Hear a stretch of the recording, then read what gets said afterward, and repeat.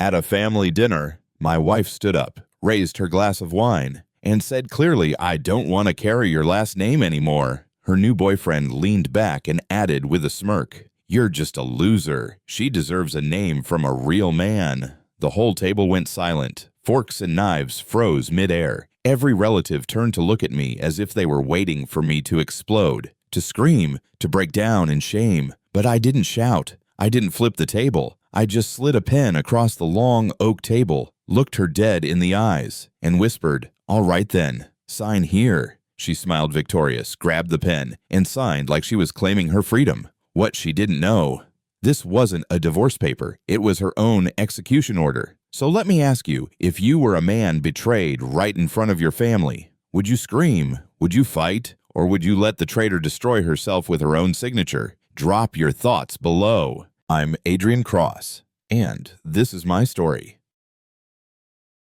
The room went quiet after she signed, but my phone didn't. It buzzed once then again. A silent code Harold and I agreed on years ago, urgent. Harold never calls unless the foundation's shaking. I stepped away from the table, Macallan in hand, its amber swirl calmer than I felt. "Mr. Whitmore," he said. Pause. Deep breath. "Ms. Carter, do you have any idea what you just signed?" He wasn't talking to me, but I heard the fear in his voice. I topped off my glass and watched the swirl. "Clause 917, Harold said slowly, "has been activated." That clause had been sleeping for 12 years until Amanda woke it up with one arrogant stroke of a pen. It was never about control. It was about boundaries, lines you don't cross unless you're ready to fall. She thought she'd walked away from a man. She had no idea she'd walked out of an ecosystem built to survive without her. The Whitmore name isn't about legacy. It is the legacy. It's not something you wear. It's something that wears you if you're not built for it. 80 years ago, my grandfather started with one rental block in Hell's Kitchen. Now we own blocks of Manhattan. We don't rent space. We decide what rises, what falls. But the real power isn't in the buildings. It's in the name behind the doors. Amanda never understood that. She saw the drivers, the perks, the charity seats, but never the gears turning beneath. Every spa weekend, every first-class ticket, every private oncologist that wasn't lifestyle. That was infrastructure. The moment she signed away her last name, the system began detaching her from it quietly, legally, permanently. Because in my world, love is not what keeps things standing. Structure does. Contracts do. And the Whitmore name is a structure that doesn't make exceptions for feelings. She thought the name was just mine. She didn't realize it was what was holding her up. Amanda Carter came to New York like most people do, hungry, idealistic, underestimating the city. She had a scholarship to NYU and a side job as a hostess at Cipriani. That's where I saw her confident, curious, and dangerous in a way she didn't even know yet. I brought her in, not just into my apartment, but into a world. I taught her how power moves quietly, how influence doesn't need followers. It has foundations. She soaked it up, learned fast, smiled perfectly. She played Mrs. Whitmore better than I ever expected, but she never stopped performing. And somewhere along the way, I realized she didn't want to inherit the world I was offering her. She wanted to star in her own. And then came Nick. Young, loud, all spotlight, no shadow. He told her she was too bright to live in someone else's legacy. And she believed him. Amanda didn't fall. She jumped, thinking someone else would catch her. I never worried about Amanda craving attention until Nick showed up. He wasn't rich, wasn't refined. He was noise, a startup coach with a TikTok following and a podcast called Unfollow the Rules. At first it was just a few messages. Your light's too big for his shadow. You weren't born to serve legacy. You're meant to build your own. Then came the coaching sessions. Midnights, rooftop wine, candlelit vision boards. She called it growth. I called it what it was, grooming. But I said nothing, because sometimes silence lets people reveal exactly who they are. One night I saw it on his Instagram story. A photo of Amanda Hare, down eyes, lit hand on his knee. The caption read, "Choose love, not legacy." That's when I stopped being hurt and started getting ready. I knew what was coming. Amanda had never made a move without announcing it to the world, and she wasn't going to start now. So I planned a dinner. Not just any dinner, a gathering of blood and board seats. Hampton's Estate, 7 p.m. sharp. Formal, no excuses. The country club whispers had already started. She's getting reckless. Leaving the Whitmore name, that boy has no idea what world he stepped into. I smiled through the noise, said nothing. But in my study, I was preparing a different kind of paperwork. I printed the Clause 917 documents. Updated, notarized, ready. I had them bound in navy leather, Amanda's favorite color, embossed with the family crest. That wasn't just a folder, that was a guillotine waiting under velvet. At the head of the table, I placed it gently, right in front of the chair she always sat in. Let them speak. I'd already written the final line. She walked into the room like nothing was broken. Hair curled, dress perfect, smile polished. Nick followed 2 steps behind, smirking like a man who thought he understood the game. The room tensed. Old money can smell scandal like blood in the water. Amanda stood up before the appetizers even hit the table, lifted her glass, and dropped the bomb. I want to thank you all for welcoming me into this family, but I'm no longer part of it. Starting today, I'm reclaiming my name. I'm Amanda Carter again, not Whitmore. Some gasped, others froze forks midair. She reached for the leather folder, thinking it was a gift. I locked eyes with her. Are you sure? I asked. She nodded. I tapped the folder once, then sign it. Make it official. Nick whispered, go ahead, babe. And she did. With one stroke, she thought she was choosing freedom. What she chose was extinction. I slid the pen across the polished mahogany like a quiet blade. No words, no theatrics, just the sound of metal on wood. Amanda's eyes lit up excitement, defiance, a flicker of triumph. She thought this was a performance, a grand exit. Nick gave her a small nod from his corner chin high. That smug "I told you so" looked plastered across his face. She took the pen. For a heartbeat, the whole room stopped breathing. All you could hear was the ocean outside and the ticking of the grandfather clock. Then scratch, the sound of ink on paper. Final, unmistakable, like a vault closing. She smiled. I didn't. When she pushed the document back to me, I folded it slowly, slid it into the navy folder. The weight in my hands felt like a verdict. In that moment, she thought she'd won. In that moment, I knew she'd lost everything. I stood up without a word. My chair scraped back a single sharp note in the hush of crystal and silver. Conversations began to murmur like bees disturbed in a hive. First a whisper at one end of the table, then another, then a low ripple spreading through the room. I didn't glance back. I walked out, folder under my arm, Macallan still burning in my chest. Behind me, Fork's clinked breaths caught old money, watching new mistakes in real time. Nick's smirk faltered for the first time. Amanda still smiled, but it was thinner now, like ice over deep water. I reached the door and paused. For the briefest moment, I looked over my shoulder and said quietly enough that only she would hear, when someone tells you who they are, believe them. Then the door closed behind me with a soft, final click, the kind of sound that echoes long after it's gone. Morning in Manhattan. Amanda walked into Starbucks like she always did, oversized sunglasses, perfect blowout oat milk latte on autopilot. She swiped her Whitmore Platinum card. Beep. Declined. She laughed. Tried again. Beep. Declined. Must be a glitch, she told the barista, who shrugged and moved on to the next customer. For the first time in years, Amanda Carter felt invisible. Outside, she tried her bank app. Locked out. She called the family accountant. No answer. She called Harold the lawyer. Harold, she snapped, fix this. On the other end, Harold's voice was steady, but not sympathetic. There's no glitch, Miss Carter. This is the system. Amanda stopped walking. Midtown traffic roared around her. Shoi. She felt the city move on without her, like a river around a stone. She'd wanted freedom. Now she had it, just not the kind she imagined.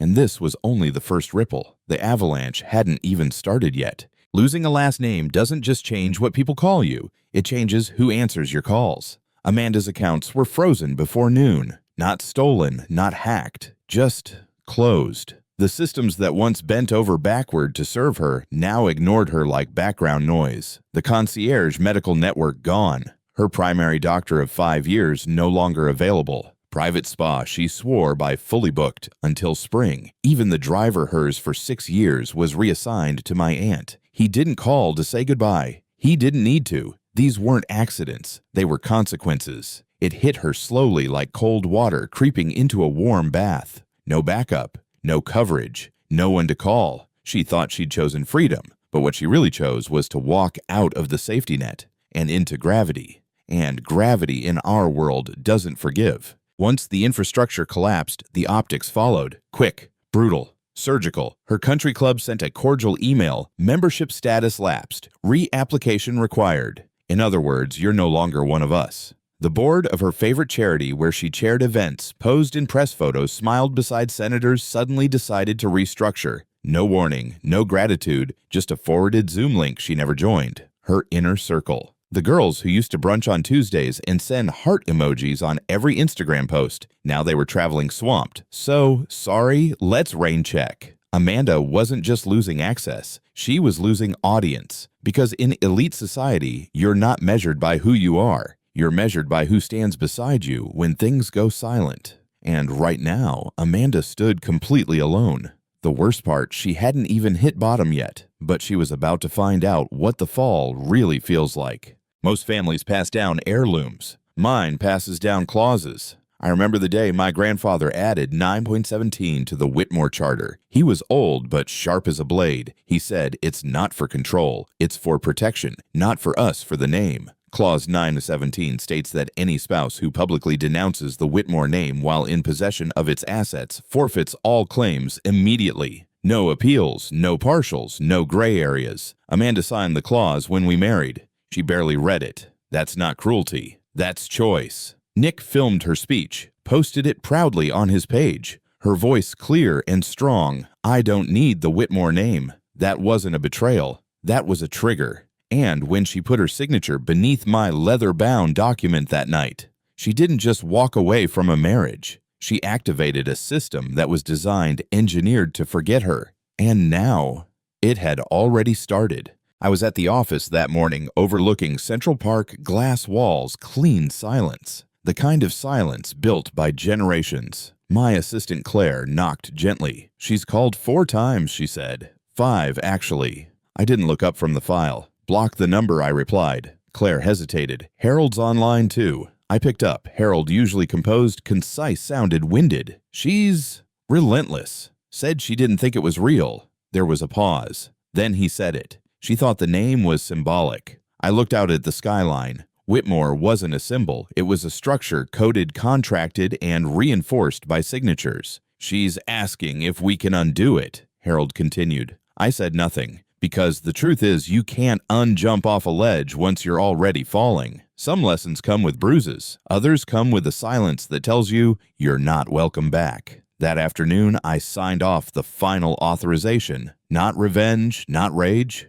just a signature. The system took over from there. The family office flagged her as non-legacy. Her digital profile, updated status, revoked access, stripped lines, disconnected. Then the dominoes fell. Her private art insurance gone. Access to the Montauk Villa revoked. The guest pass to the Aspen Lodge terminated. She wouldn't feel it all at once, but it would come one polite rejection at a time, like a maze closing behind her. Every corridor she used to walk, now sealed. Every door she once opened, now locked. And with every denial, the message echoed louder. You were never the structure. You were simply inside it. By nightfall, she wasn't just locked out. She was erased. Not violently, elegantly. That's how legacies protect themselves. She tried to book Le Bernardin. Same table, same time.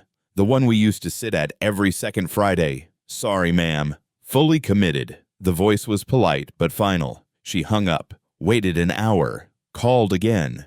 Same answer. I called 20 minutes later. Same restaurant, same table. "Mr. Whitmore, welcome back." Shall we bring the McAllen to start? Respect isn't attached to the voice. It's attached to the name. An hour later, my phone buzzed. Amanda. I didn't answer, but I watched the screen flicker. She didn't leave a voicemail, just silence. In our world, respect isn't loud. It's confirmed in how quietly a door opens for you and how quickly it slams for someone else.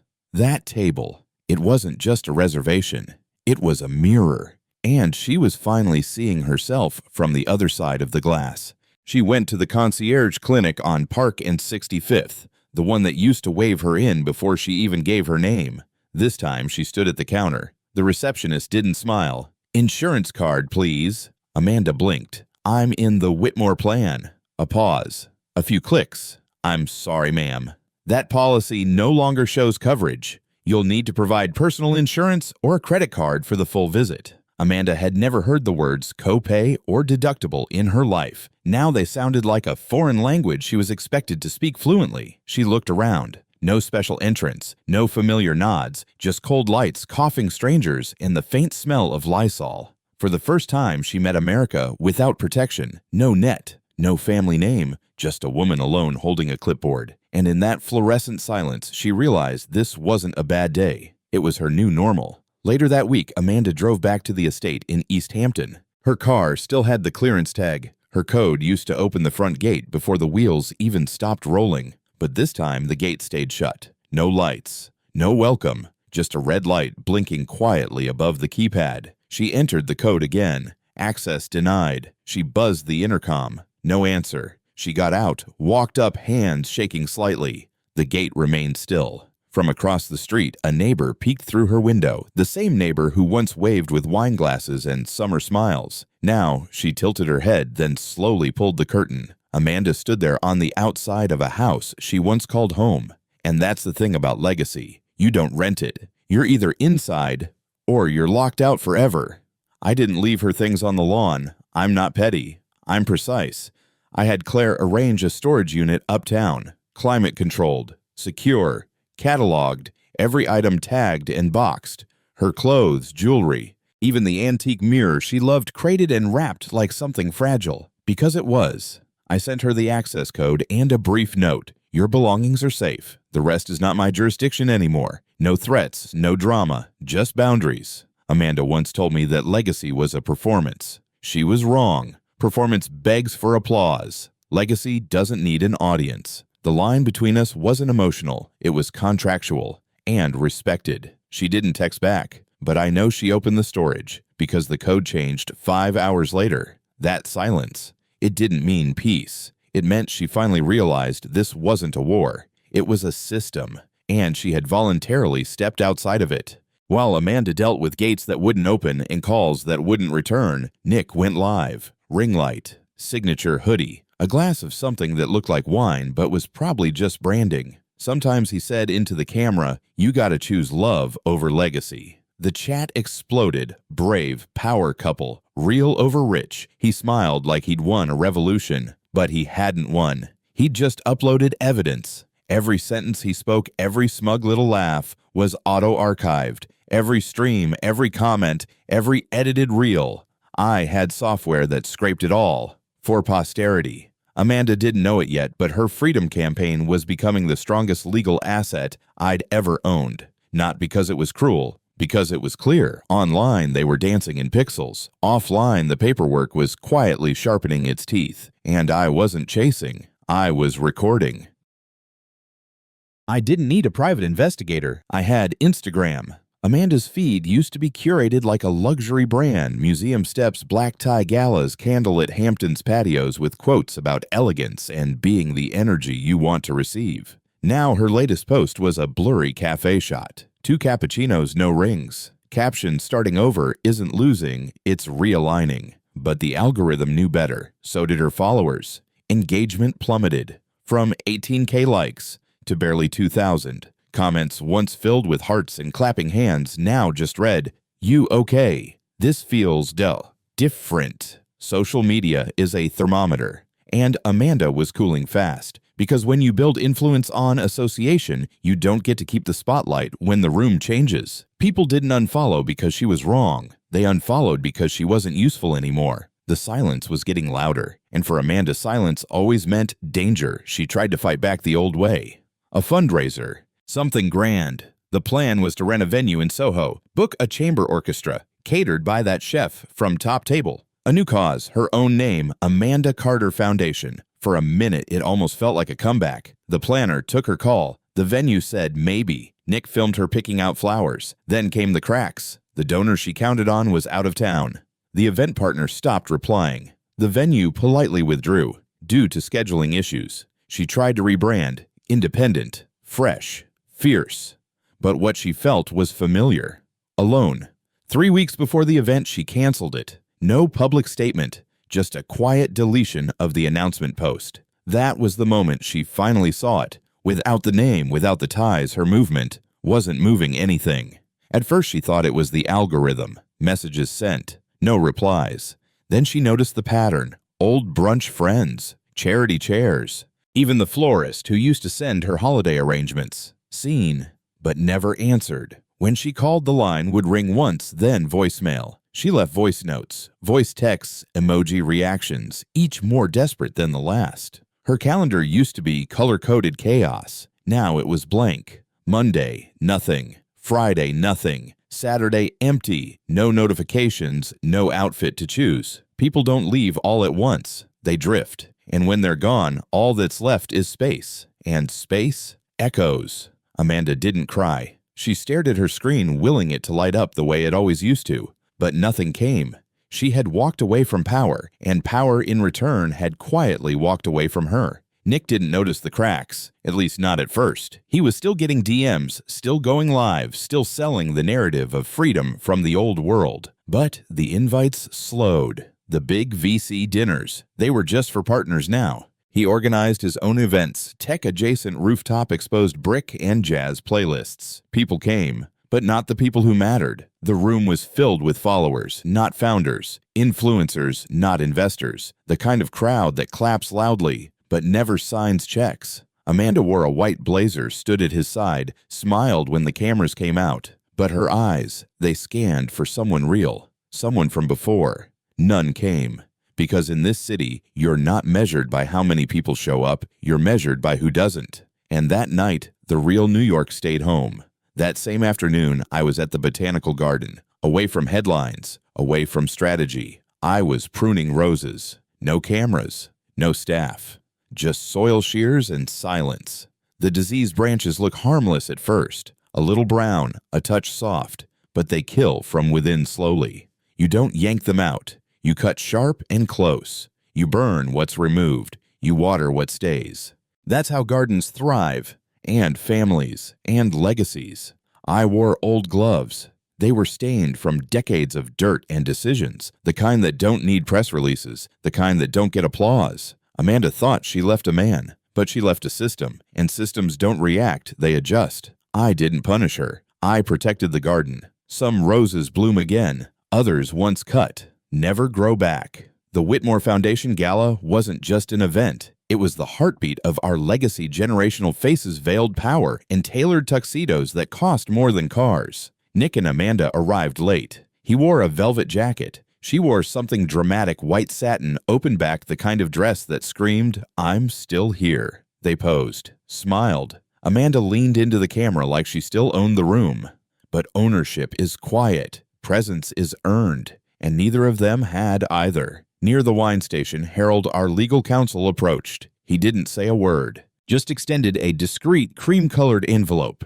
Thick, unfolded, the kind of weight that feels legal before it's even opened. Amanda hesitated. Nick took it for her. They were still smiling when the flashbulbs went off, but you could already see it, the first crack in the mirror they'd built for themselves. This wasn't gossip. It was notification. They stepped out onto the marble terrace, envelope in hand. Nick ripped it open like it was a backstage pass. Amanda unfolded the pages slowly, eyes scanning. She didn't finish the first paragraph. Her face went pale. Blood drained beneath the makeup. Her lips parted slightly as if a scream had tried to leave, but got lost halfway. Nick leaned over, reading aloud. Termination of remaining privileges under Clause 917. Permanent and irrevocable. His voice faltered. He looked around for someone to blame, someone to beg. There was no one. Amanda stared at the paper like it had betrayed her. But paper doesn't betray. It documents what you already chose. Her fingers trembled. She folded the letter back too neatly, too slowly, because folding something carefully is what you do when you can't control anything else. Inside, the auction continued. Laughter, clinking glasses, paddles rising with quiet confidence. Someone bid $140,000 on a wine tour in Tuscany. Applause erupted. Amanda stepped back in eyes, glassy letter still in her hand. No one turned. No one paused. She didn't command the room anymore. She couldn't even slow it down. The people she once dined with now barely made eye contact. The charity chair who once introduced her to senators passed by with a distracted nod. The room wasn't cruel. It was indifferent. That's worse. Because cruelty still means you matter. Indifference means you've disappeared. Amanda stood still while the world kept spinning. Huang, Nick whispered, "Let's go." And she followed. That night, for the first time, Amanda realized her name didn't anchor the room anymore. It floated, unnoticed, unmissed. They left before dessert. No scene, no tears, just silence and soft heels on marble. I watched from the corner of the room between two donors and the president of a private bank. Someone asked if I wanted to speak. I declined. Instead, I stood quietly, raised my glass. Not in celebration, not in revenge. In respect. Respect for what endures. What's built with restraint, not noise. With discipline, not defiance. Across the room, someone noticed. They followed. Then another. Soon 20 glasses lifted without a word. Because in our world, honor isn't a spotlight. It's a shadow you earn by protecting what matters when no one's watching. Amanda never understood that. She thought legacy was loud, but real power. It whispers, and it never needs to explain itself. The morning after the gala, Amanda waited for texts, for calls, for something to suggest she still mattered. Nothing. No new likes. No reposts.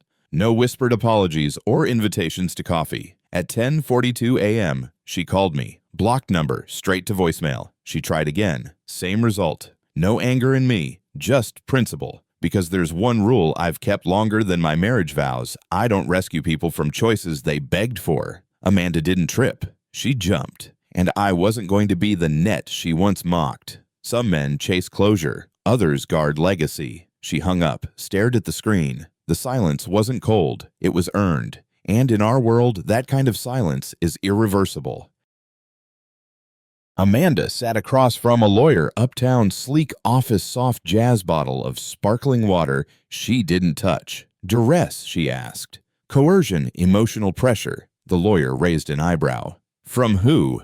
My ex-husband, she muttered. He made me sign under stress. Public pressure. The lawyer tapped a keyboard, pulled up a link. Nick's live stream. Amanda's speech. The smile. The sentence. The pen gliding across paper. Clause 917. He said, flipping to the copy.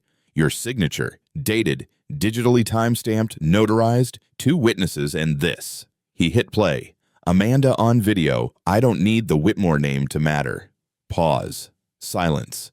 He looked at her gently like someone delivering bad news without drama. I'm afraid there's no legal ground here. Amanda didn't argue. She folded the paper slowly. Sometimes the worst twist is the one that never arrives. That night, Amanda checked into a boutique hotel downtown, marble lobby, essential oil diffuser, a place she once called cute for lunch meetings. The receptionist scanned her card, then scanned again. Ma'am, do you have another method of payment? She smiled, embarrassed. Tried a backup. Declined. She stood there alone in heels and makeup too perfect for rejection. A friend from her yoga group stepped in. Paid. Just one night, babe, she said, lips tight. I got you. Amanda thanked her, hugged her too long. In the elevator, she said nothing, just stared at her own reflection, a version of herself she didn't recognize anymore. The bed was crisp. The air conditioning hummed. But Amanda didn't sleep. Because safety, she realized, was never about security guards or gated driveways. It was about being wanted somewhere without having to ask. And tonight, even that came with conditions. Nick, ever the content coach, saw opportunity. Pain is branding now, he said. Let's give them raw, real, you unfiltered. Amanda nodded. She filmed a vlog titled I Choose Me.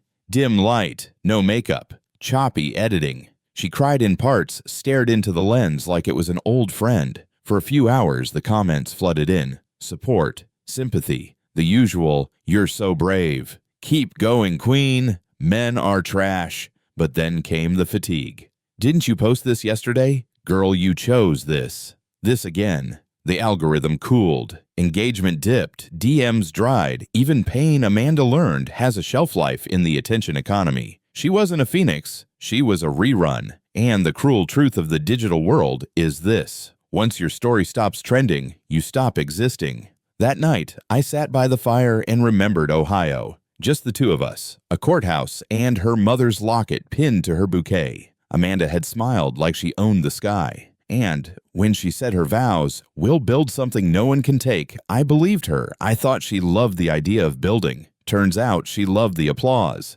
She loved the image of foundation, not the dust sweat and quiet grind it takes to pour one. But maybe I was at fault too. I mistook ambition for alignment, mistook passion for values. There's a particular kind of pain in realizing you didn't lose someone, you just finally saw them clearly. Marriage doesn't collapse in storms. It collapses in silence, in tiny betrayals of purpose, in moments when flash becomes more important than footing. And tonight, by the fire, I finally whispered to no one I chose wrong. Our monthly family meeting wasn't dramatic. No speeches, no toasts, just updates, reports, and legacy maintenance. We sat at the long oak table, 12 chairs. Amanda's was still there. No one moved it. No one filled it. No one mentioned her, and in that stillness, her absence roared louder than any scandal ever could. Legacy doesn't chase. It doesn't gossip. It just adapts quietly, decisively. When we paused for closing reflections, I glanced at her chair. It wasn't sad, it was settled. You see, in old families, memory isn't written in journals. It's written in chairs,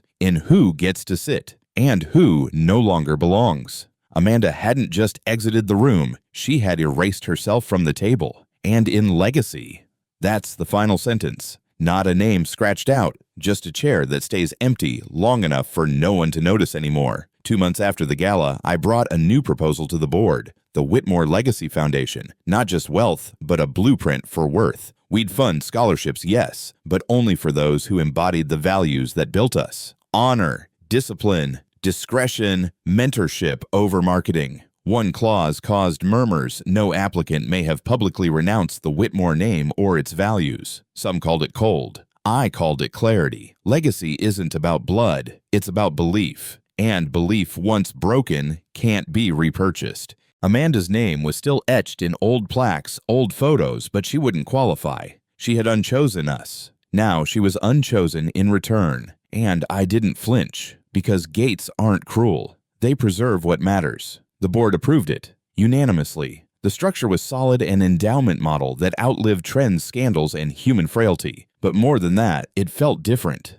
cleaner, like pruning a diseased branch and seeing fresh green underneath. We borrowed a model from families who survived centuries, chosen family. Not just inherited, earned. It wasn't about perfection, it was about alignment. The new motto hung above the foundation's entrance in etched steel. The name isn't given, it's kept. 7 words, but they hit like thunder in a quiet room. I watched the interns walk beneath it. Some looked up, others didn't. But the ones who paused, they'd go far. Because names can be printed, but legacy must be carried. I sat at the same oak desk where my grandfather once wrote letters in cursive. The final charter lay before me, thick, precise, legal. I reached for a pen. Not mine. Amanda's. The Mont Blanc she used the night she thought she was free. The pen that signed away her future now used to seal the one she could no longer touch. I clicked it open, wrote my name, each stroke deliberate, no flourish, just function. Then I closed the folder, slid it into the vault behind me, and turned the key. That sound metal into lock echoed deeper than any goodbye. I didn't feel triumphant. I felt resolved. Sometimes legacy doesn't roar. It just ends a chapter, quietly. And when you place the pen down gently, it's not to erase someone. It's to begin again without them. Amanda walked into the bank like she always did, shoulders back, heels, clicking sunglasses still on indoors. She asked for a personal loan. Of course, the manager smiled. Let's pull your file. 5 minutes later, his tone changed. Ms. Carter, it seems your previous financial records were tied to a joint trust, now frozen. She leaned in, but my name was on everything. He didn't flinch. Not the assets, ma'am, just the lifestyle. Credit score 602, no active income, no history of repayment. The rejection was polite, but the reality was brutal. In America, your worth isn't what you wore, it's what you've built with your own name. Amanda walked out into the sunlight, suddenly aware of how warm and unforgiving it felt. The card in her wallet said platinum, but the system behind it no longer recognized her. Nick went live at golden hour, backlit teeth, white excitement dialed to 100. Big news, fam. He pulled Amanda into frame. New chapter, new beginning. And shout out to Lumiere Diamonds for the custom piece. The ring glinted, not real diamonds, lab grown on loan. Sponsored. The comment section lit up. Congrats. Is this real? Wait, did she just look away? Amanda smiled, but not with her eyes. The kind of smile you rehearse for red carpets, not proposals. Behind the scenes, a sponsor emailed, "Where's the signed agreement for the ring reel?" They hadn't filed it. PR mess incoming.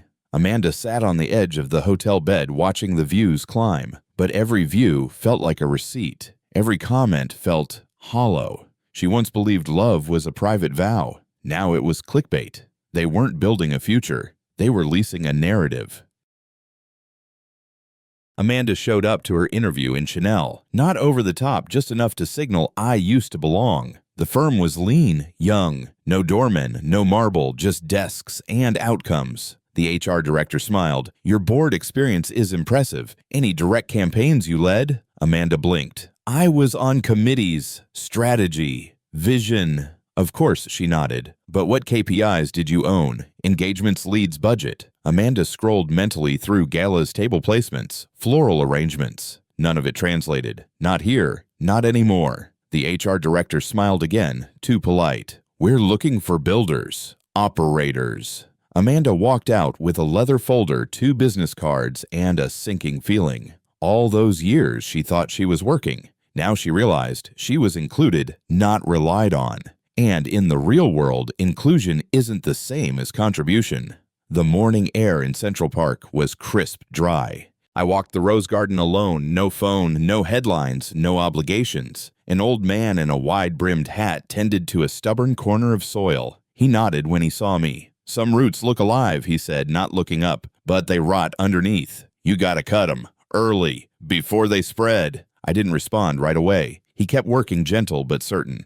If you wait too long, he continued, you end up losing the whole garden for one dead stem. I nodded. It wasn't advice, it was confirmation. Sometimes you don't need to defend your decisions, just recognize when the world quietly agrees with them. He didn't ask who I was. Didn't need to. Some truths are universal. And on that cold bench, I understood something deeper than business or marriage. Pruning isn't cruelty. It's commitment. Amanda came back midday. Sunlight hit the driveway like it always had, clean, clinical safe. She buzzed the intercom once. No answer. Again.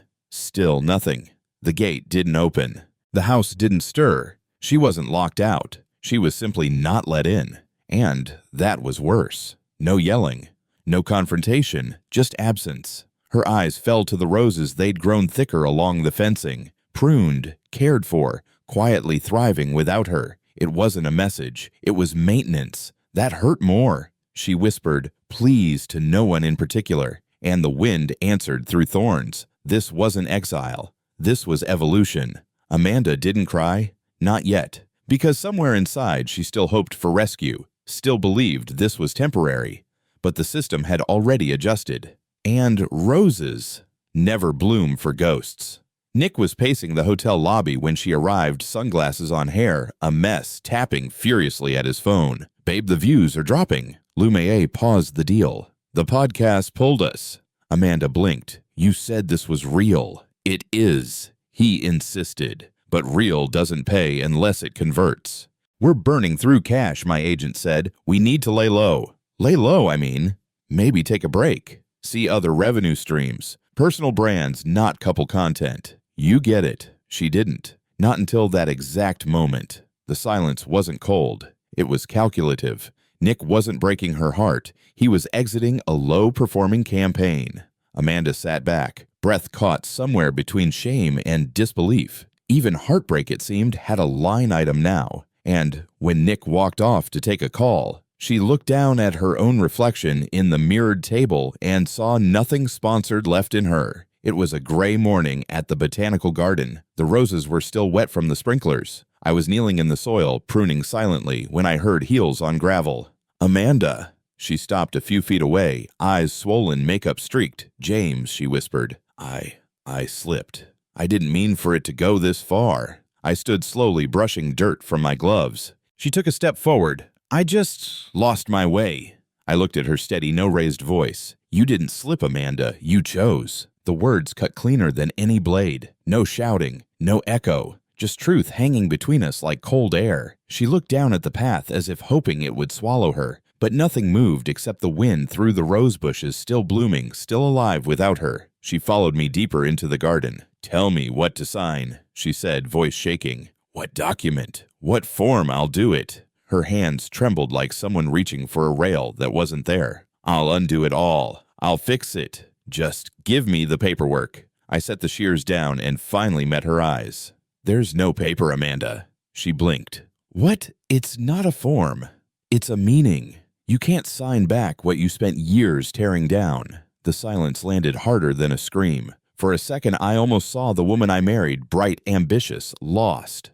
But then the moment passed, and all that was left was someone looking for a shortcut back into a house she never helped build. Amanda's lips parted, no words came out, and the roses behind us swayed like witnesses. Finally, she spoke. "I'm sorry," Amanda said the words so small they nearly vanished. "I was scared. Of being nobody. Of being alone. Of being forgotten." Her shoulders shook. "I thought if I left first, it would feel like freedom, but it's just empty." I felt a pull, old reflexes of comfort, of reaching out. But I didn't move. Because empathy without boundaries is just another trap. "Sorrow is real," I said quietly. "Fear is real." Her eyes flicked up, searching for a lifeline. "But consequences," I finished, "are real too." She inhaled sharply like someone swallowing a bitter pill. And for the first time, she didn't argue. She just nodded, tears falling silently into the soil. Behind us, a gardener sprayed water across the roses. The mist caught sunlight and shimmered. Life continuing, order maintained, choices made. And that, more than anything I could say, was the lesson. I reached for the shears again. Amanda had left. The gate slowly shut behind her. I turned back to the roses. One branch, beautiful from afar, was dark at its base. Black rot, quiet creeping, deadly. I called over a junior gardener. "See this," I said, pointing. "This is how it starts. Looks fine, but it infects the root system." He leaned in. "So we cut it." I nodded. "Cut deep, clean. One wrong snip and it spreads again." Snip. The branch hit the ground soft. Not violent, just necessary. You don't keep everything just because it once bloomed. You keep what sustains. You prune what threatens. That wasn't cruelty. That was love. For the whole. Legacy isn't nostalgia, it's stewardship, and sometimes the most merciful thing is knowing when something beautiful no longer belongs. Amanda didn't speak when she left. No dramatic pause, no one-liner, no third-act redemption. She just walked, one heel in front of the other, back straight. She passed under the wrought iron arch of the garden gate, the same one we had walked through together on better days. She didn't look back. The roses didn't move. The wind didn't stir. Even the birds were quiet. It was like the garden held its breath, not out of pity, but recognition. Some exits don't need applause. Some endings don't need music. Sometimes silence is the most honest goodbye. And for the first time, I didn't chase closure, because when illusion ends, truth doesn't need to explain itself. Amanda was gone. Not erased, just released. The next morning, I sat with the foundation team. No press, no fanfare. Just black coffee and vision. We reviewed mentor criteria, not just resumes but resilience, not status but service. Our model wasn't built to impress, it was built to endure. Then came the stack of applications, folders thick with stories, failures, dreams. One stood out.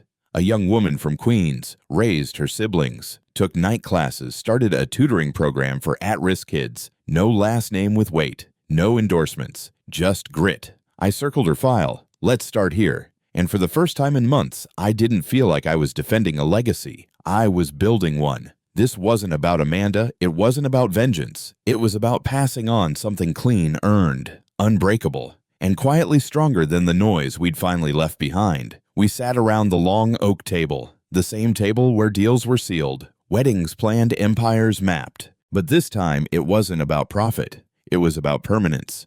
The family council reviewed the endowment charter, line by line, clause by clause. Then Uncle Charles leaned forward, voice calm, eyes sharp. "Legacy," he said, "isn't what you inherit. It's how you behave." Silence followed, a nod from the matriarch, then another from the youngest son. Unanimous. For once, the room didn't just agree, it aligned. From now on, to carry the Whitmore name meant more than blood. It meant character. To bear the name the document now read, you must be worth the name. That was our new law. No loopholes, no favoritism, no exceptions. Amanda's chapter had taught us that, and because of her failure, we finally found our standard. That night, I wrote a letter, not to Amanda, but to myself. I didn't dress it up, didn't dramatize, just truth, plain, hard, honest.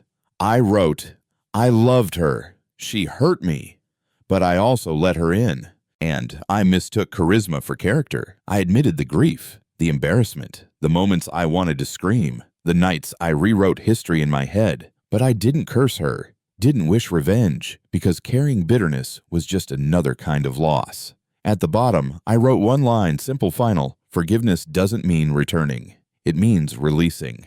I folded the paper, placed it in the back of the safe, locked it, not to forget, but to finish. Because some wounds don't heal by reopening, they heal by being respected. The road through Ohio was wide and quiet. Fields stretched out like forgotten postcards. I didn't plan to stop, but the sign caught my eye. Betty's Diner, pie since '62.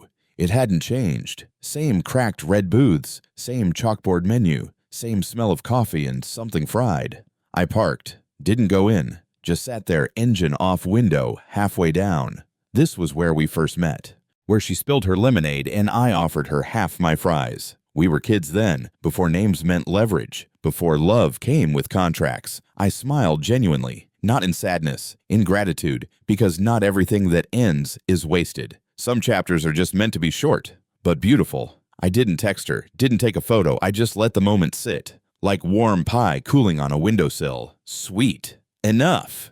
And done. Amanda had moved into a tiny studio in Queens. No concierge, no view, just a sink that dripped and neighbors who smoked in the hallway. She picked up part-time work product demos at a grocery store. No one asked her last name. No one cared. At night, she sat in long waits at the public clinic. She clutched the clipboard ticking boxes for income brackets she never thought applied to her. There was no luxury here. No spa robes, no charity galas. Just the quiet thud of real life, one rent check at a time. No filters, no stories. Just fluorescent lights and a microwave meal. And yet, for the first time, Amanda wasn't pretending. Reality had no soft lighting, but at least it didn't lie. Nick posted another video. Slick B-roll, same fast-talking edits, but Amanda wasn't in it. No mention, no tag, no hint she'd ever existed in his journey. The comments filled up. Where's Amanda still choosing love? Dude, what happened? He ignored them, deflected. The algorithm didn't. Engagement dropped, views stalled, sponsorship emails dried up. The glitter they'd once worn like armor now looked like residue, cheap and sticky in the light of scrutiny. Amanda's name, once a brand, faded into a footnote. Not erased, just skipped. That's how fame works. When it's borrowed, it doesn't say goodbye. It just forgets you. And that, more than any unfollow, was the real unfriending.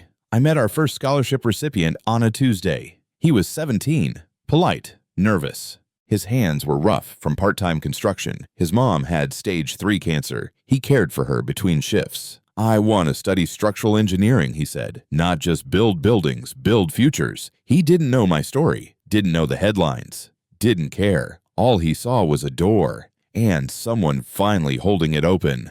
I smiled, not out of pride, but purpose. That moment, sitting across from a boy with nothing but grit, I remembered why the Whitmore name mattered. Not for control, not for status, but to be a platform for people who never got one. Amanda had chased spotlights. He just needed light, and this time we were giving it for the right reasons.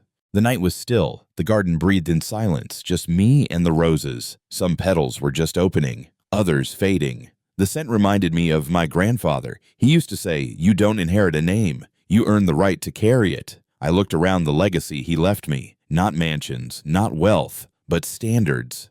Code. I whispered his words into the dark, keep the name by living worthy of it. And in that moment, I realized this story wasn't about Amanda, or Nick, or revenge. It was about becoming the kind of man your bloodline would stand behind and your grandchildren would look up to. I opened the drawer in my study, the one that held the past. I placed the wedding ring inside. No ceremony, no drama, just closure. Next to it, I filed the court papers, the photographs, the receipts, memories frozen in ink and timestamp. I didn't burn them, didn't erase them, because some things you honor by letting go, not by pretending they never happened. I closed the drawer, firm, final, not bitter, not broken, just aware.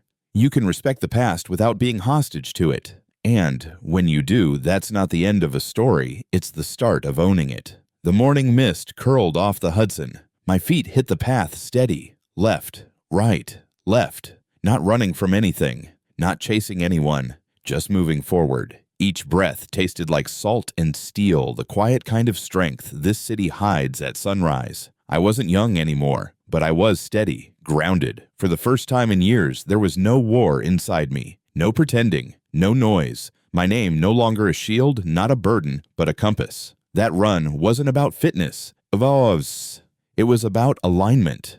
Mind, body, legacy, all moving in rhythm. That's the kind of peace no wealth can buy. You build it, step by step, choice by choice.